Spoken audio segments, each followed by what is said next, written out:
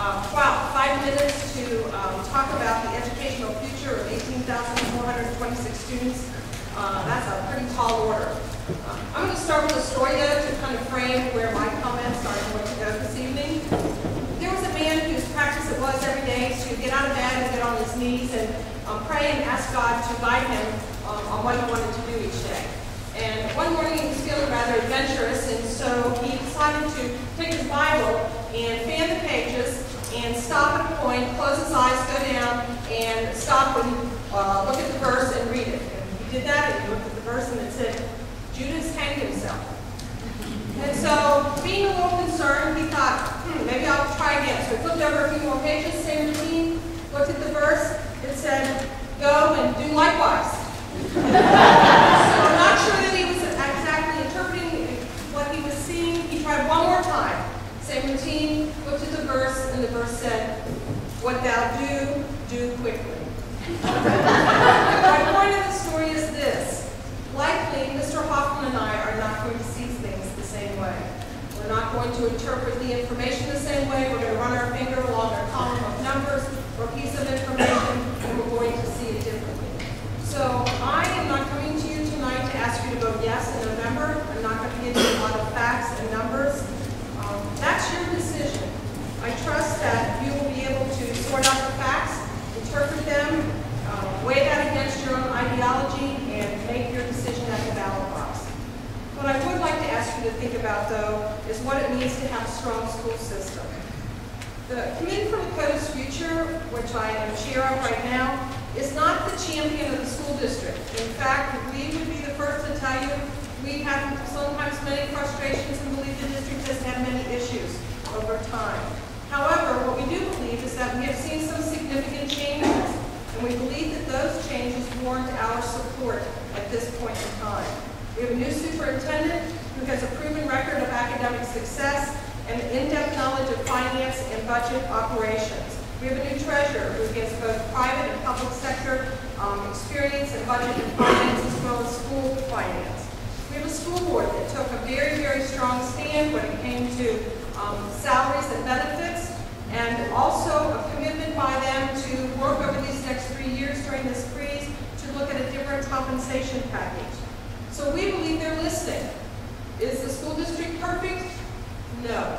But what one of us in this room really is. I, for one, though, don't really want to hamstring the district to be able to move forward and make and do what I think are some of the most significant forward movements in our district that we've seen in a very long time. But we are at a crossroads. And when it comes to our schools, the question we need to ask ourselves is, do we want to move backward? Away from all that I believe many of us in this room for the last 30 plus years have built in this community. Or do we want to move forward and do what we need to do to both stabilize the budget and right the ship? What's one of the questions that most businesses or people ask in their list of questions when they're considering moving into a new community?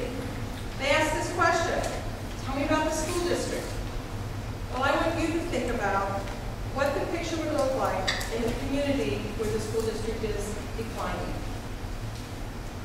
I also want you to spend time asking your local and state officials to help us come up with a better way that is more fair to fund public education.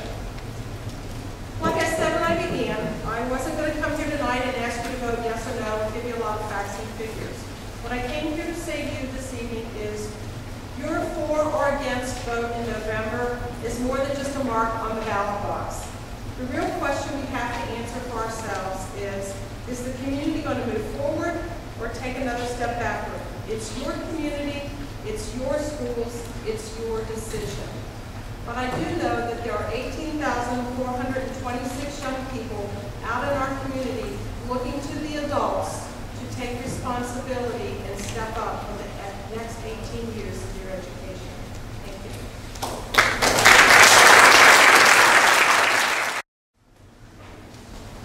Hi.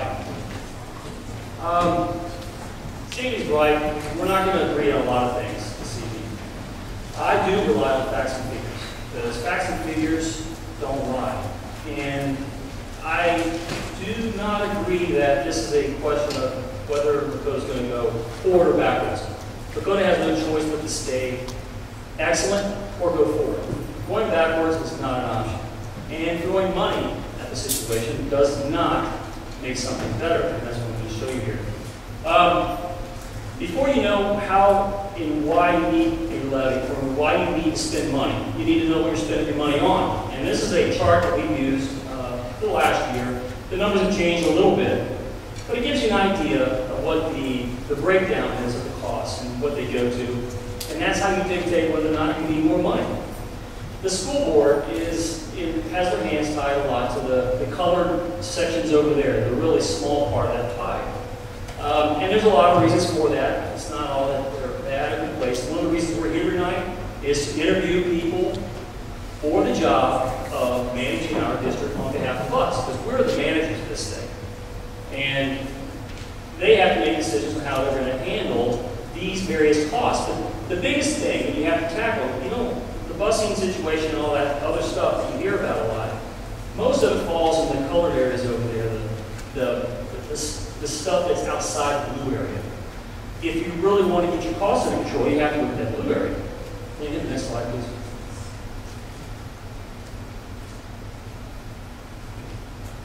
Okay, that's about that. What's happened is, back in 2008, there was an attempted strike by the ELA, and that happened in October of 2008, which is outlined down here at the bottom. What happened is, as a result of that strike, was there was a deal made. It was all over wages and benefits and that kind of thing. And they were going to walk on the job. And the last day, the school board made a deal with them and kept them from walking off. So, as you can see, it had an impact on that blue part of the budget. In 2009, 2010, we had 434 employees making $65,000 a year out of 2,000 employees. 1 year later, you had 625 employees making over $65,000 a year.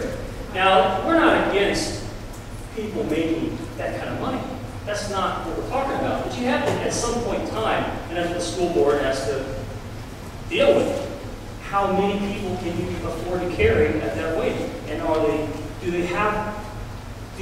many give you the value of an excellent district? Give the next slide, please. And that's what you have to determine. And that's what the role of No Lakota has sort of taken on here. As you can see here, this is a chart of what the costs were per school. Let's go there on the far left, over here on the far right, down the middle, and on the next section over. By year, for the last 3 years, since the settlement on the strike attempt, this is what your average salaries were for each of the schools. And you can see the rate of increase per average salary. If you add these up, this one averages out, take the average whole column, it comes out to somewhere around $56,000 in average 2008. The average OEA salary in all Ohio is $55,000. So it was pretty much on par. But as you can see in this middle section, the average salary was $59,000 a year. That's for 2,000 employees. And on the final column over there, it's where it's at now, a little bit over $62,000 a year. What we're saying is you have to manage those costs. Just asking for more money to feed this isn't going to do it. If this column here, that far column, is 10.1% of an increase. And that far exceeds what anybody in this room who's not working in the private sector has gained. Unless you started a business, you haven't received that kind of increase. Only in this kind of situation can you expect to see that. Can you hit the next slide? So what makes a school district excellent? What makes Lakota excellent with distinction? Well, that's a good question. On the far left over there, you'll see all the schools in Southern Ohio. In the middle, you'll see what the ratings are. Excellent distinction, I believe, is green. And then out here, you'll see what the per pupil cost is. Per pupil cost is driven by that pie at the very beginning. And a lot of that is driven by wages and salaries. It's a service industry, so that's what most of your costs are.